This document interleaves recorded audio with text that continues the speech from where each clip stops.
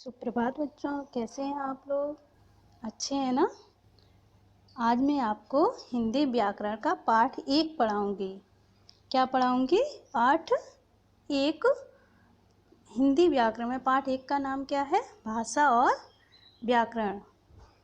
भाषा, भाषा को इंग्लिश में कहते हैं लैंग्वेज। व्याकरण को क्या कहते हैं? ग्रामर। क्या कहते हैं? ग्रामर। और भाषा को लैंग्वेज। संसार में सभी प्राणी अपने अपने ढंग से अपने भावों का आदान प्रदान करते हैं।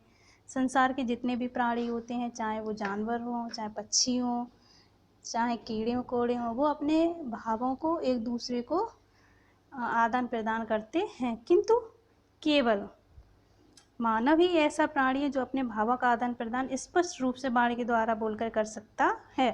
लेकिन एक मानव ही है जो अपने भावों को अपनी भाषा, अपनी वाणी के द्वारा कुछ बोलकर हम कह सकते हैं।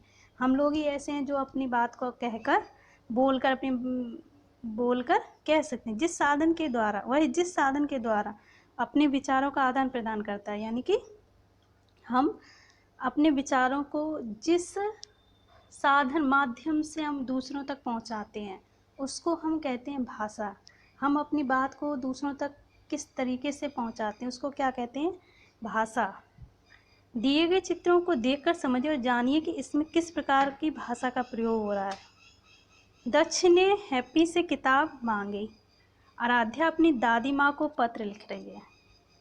तो दक्ष ने बोलकर हैप्पी से किताब मांगी और आराध्या लिखकर अपने मन की बात अपनी दादी माँ को बता रही है। ये दोनों कार्य भाषा के माध्यम से हुए। किसके माध्यम से हुए? भाषा के। दक्ष ने किस भाषा का प्रयोग किया? मौखिक भाषा का। और आराध्या ने लिखित भाषा का।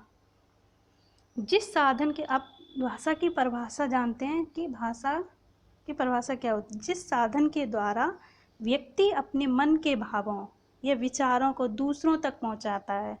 जिस साधन के द्वारा व्यक्ति अपने मन के भावों को दूसरों तक पहुंचाता है।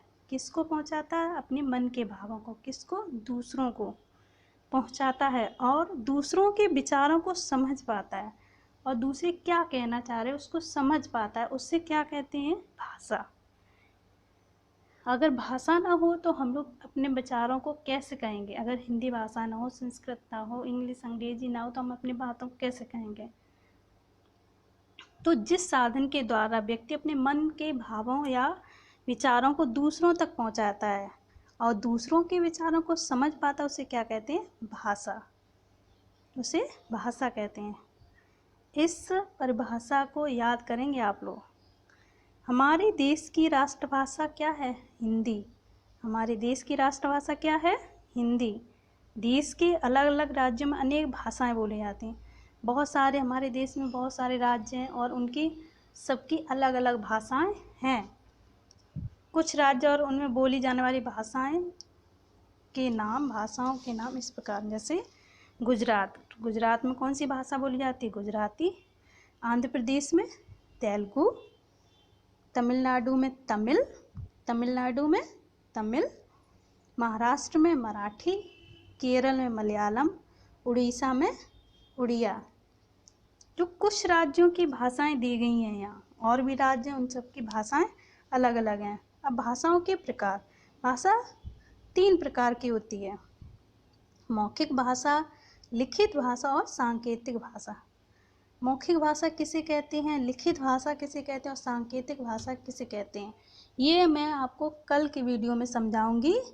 आज आप लोग भाषा किसे कहते हैं ये लर्न करेंगे। क्या याद करेंगे? भाषा किसे कहते हैं और भाषा के प्रकार कल समझाऊंगी आपको, क्योंकि आपको याद रहें इसलिए।